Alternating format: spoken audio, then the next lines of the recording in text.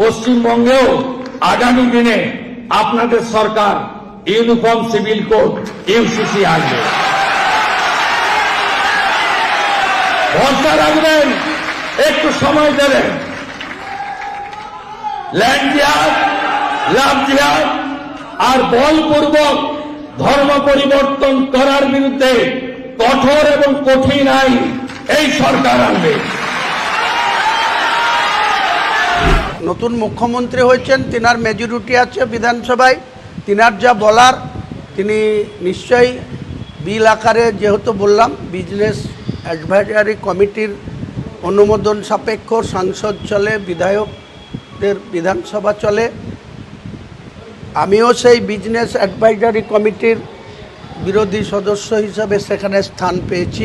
তো নিশ্চয়ই বিল, যেহেতু বিজনেস অ্যাডভাইজারি কমিটি এটাকে অনুমোদন দিয়েছে, বিল আকারে আসছে, এই বিলের কোনটা ভালো দিক আর কোনটা মুসলমান সমাজের উপরে জুলুম বা আঘাত আসবে, এটা ভালোভাবে বিলের নথি আমাদের প্রত্যেক মেম্বারের সামনে যখন পেশ করা হবে, তখন আমরা নিশ্চয়ই যথাযথ তার ভালো দিক খারাপ দিক নিয়ে আলোচনা করব বিধানসভার ভেতরে।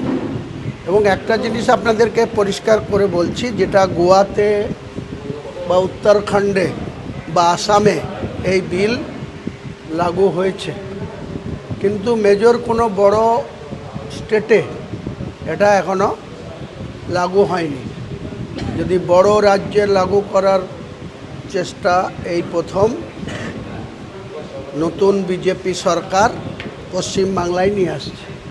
আমি একটা কথা পরিষ্কার বলছি যে আমরা সরকারের গঠনমূলক যে কোনো উন্নয়নমূলক কাজ বা কোনো অ্যামেন্ডমেন্ট বা কোনো নতুন বিল, তার দেখে শুনে আমরা বিরোধী জায়গায় থেকে বিরোধিতা করব।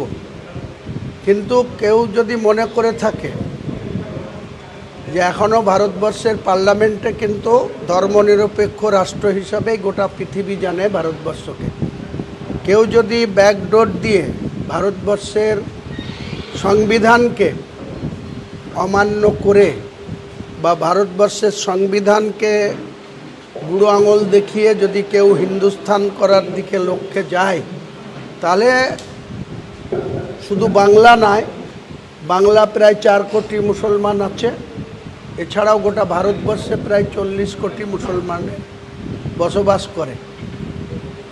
আবার যেন আমাদেরকে সেই 1947 সালের স্বাধীনতার পর যখন জিন্না আর পণ্ডিত জওহরলাল নেহরু ধর্মের ভিত্তিতে যে পাকিস্তানের ভাগ হয়েছিল, বা ইন্ডিয়া সেই সময় পাকিস্তানের জন্ম দিয়েছিল, জিন্না আলী ভুট্টোকে পাকিস্তানের চেয়ার দিয়েছিল, আর পণ্ডিত জওহরলাল নেহরু ভারতবর্ষের প্রধানমন্ত্রী হয়েছিল। যদি এত অসহিষ্ণুতা বা সাম্প্রদায়িকের দিকে আগায় দেশ, আগামী দিনে ভারতবর্ষের কি পরিস্থিতি হবে, আমার থেকে অনেক গণ্যমান্য ব্যক্তি আছে, বিশেষজ্ঞ ব্যক্তি আছে, যেটা আগামী দিনে আমরা সেই পর্যায়ে আলোচনা নিয়ে যাব। দরকার হলে এই বিলে যদি মুসলমান সমাজের স্বার্থকে ক্ষুণ্ণ করার চেষ্টা হয়, তার জন্য বিল হয়তো পাস হয়ে যাবে, তার বিলের এগেনস্টে আমরা যেখানে যেভাবে যাওয়ার দরকার আমরা যাব। এবং শেষমেশ সেটা কোন জায়গায় গিয়ে দাঁড়াবে সেটা ভবিষ্যৎ কথা বলবে।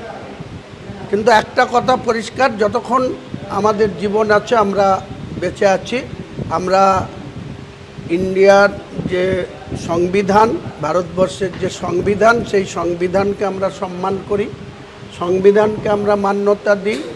কোনো রাষ্ট্রবিরোধী কথা আমরা বলছি না, বলবো না আগামী দিনে। কিন্তু ভারতবর্ষের সংবিধানে অমুসলিমদেরও যে অধিকার আছে, মুসলিমদেরও সেই অধিকার আছে।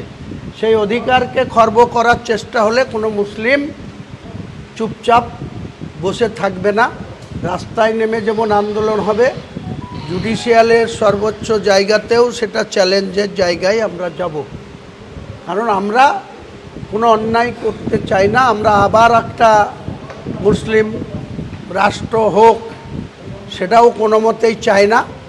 ভারতবর্ষের সম্প্রীতি বজায় থাক, ধর্মনিরপেক্ষ রাষ্ট্র থাক। যদি সেটা কোনো কারণে ভারতবর্ষের যারা ক্ষমতাসীন তারা যদি এটাকে হিন্দুস্থান করে, সেই হিন্দুস্থানে মুসলমানরা বাস করতে পারবে কি পারবে না, মুসলমানরা তখন সিদ্ধান্ত নেবে। প্রয়োজন হলে তখন আমরা সেই ধরনের, আজকে যদি দার্জিলিং যদি আলাদা গোর্খা আন্দোলন দীর্ঘদিন করতে পারে, তাদেরকে কখনো বিজেপি দল তাদেরকে মাথায় তুলছে, তাদেরকে ভোট নিচ্ছে, তাদের আলাদা স্বশাসিত অনেক স্বীকৃতি দিচ্ছে।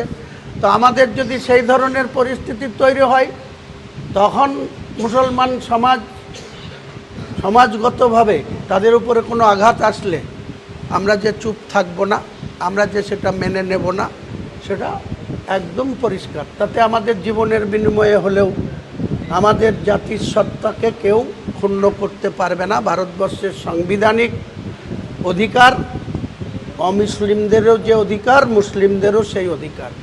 যদি আপনি স্বাধীনতার পরে, স্বাধীনতার যে আন্দোলন 1942 সাল থেকে 1947 সাল, যখন ব্রিটিশের হাত থেকে এই ভারতবর্ষকে রক্ষা করতে গিয়ে যে প্রায় 92,500 কতজনের নাম ইন্ডিয়া গেটে লেখা আছে, তার মধ্যে দেখুন 62,400 নাম মুসলমানদের আছে। কাজেই সেই মুসলমানদেরকে যদি কেউ মনে করে থাকে যে ভারতবর্ষের গণতান্ত্রিক দেশ, ধর্মনিরপেক্ষ দেশ থেকে বিচ্ছিন্ন করে দেব, তাহলে তারা তাদের জায়গা খুঁজে নেওয়ার জন্য, তাদের মাটি, পায়ের তলার মাটি শক্তিশালী করার জন্য যে ধরনের পদক্ষেপ করার দরকার, আগামী দিনে সেই পদক্ষেপে আমরা এক চুল পরিমাণ পিছু হটব না। এক চুল পরিমাণ কোনো সরকারের কাছে মাথা নত করব না। সরকার তো 35 বছরের বামফ্রন্ট ছিল, তারাও হিন্দু ছিল, জ্যোতিবাবুও হিন্দু ছিল, বুদ্ধদেববাবুও হিন্দু ছিল, এখানে মমতা ব্যানার্জিও ব্রাহ্মণ কন্যা ছিল। শুভেন্দু অধিকারী মুখ্যমন্ত্রী হওয়ার পর মুর্শিদাবাদ জেলায় যদি মনে করে থাকে যে পুরো হিন্দুদের রাজত্ব হয়ে গেছে, হিন্দুস্তান হয়ে গেছে, আর মুসলমানদের সব একদম ঘরে ঢুকে যাবে, এটা মূর্খের স্বর্গে বাস করছে। হুমায়ুন কবির যতক্ষণ বেঁচে আছে, মুর্শিদাবাদে আমরা মাথা উঁচু করে বেঁচে থাকব, কারো অন্যায় করব না, আর কারো অন্যায় বরদাস্ত করব না। আমি পরিষ্কার বলছি। একজন শতরূপ ঘোষ, এই বিজেপির দালাল, সে নাকি আমাকে যে বক্তৃতা আমি করেছি, তার আগের দিন মলাই মহাজন তৃণমূলের গুন্ডাদের নিয়ে বাবরি মসজিদের অপোজিটে সেখানে মদ খেয়ে মদের আসর বসাতে গেল। এই ধরনের কাজ যদি করে, আর প্রশাসন যদি মনে করে থাকে যে হুমায়ুন কবির হাতে চুড়ি দিয়ে আছে, হাতে চুড়ি দিয়ে নেই, আগামী দিনে থাকবে না, করতে দেন না। যখন যা করবে, শৃঙ্খলা ভঙ্গ যদি তারা করে, আমিও শৃঙ্খলা ভঙ্গর মোকাবেলা করতে প্রস্তুত আছি। যেতে বলুন না, রাজ্যের মুখ্যমন্ত্রী এমনটি করুক না, কোনো অসুবিধা নেই। আমাদের ভিডিও ভালো লাগলে লাইক এবং শেয়ার করুন।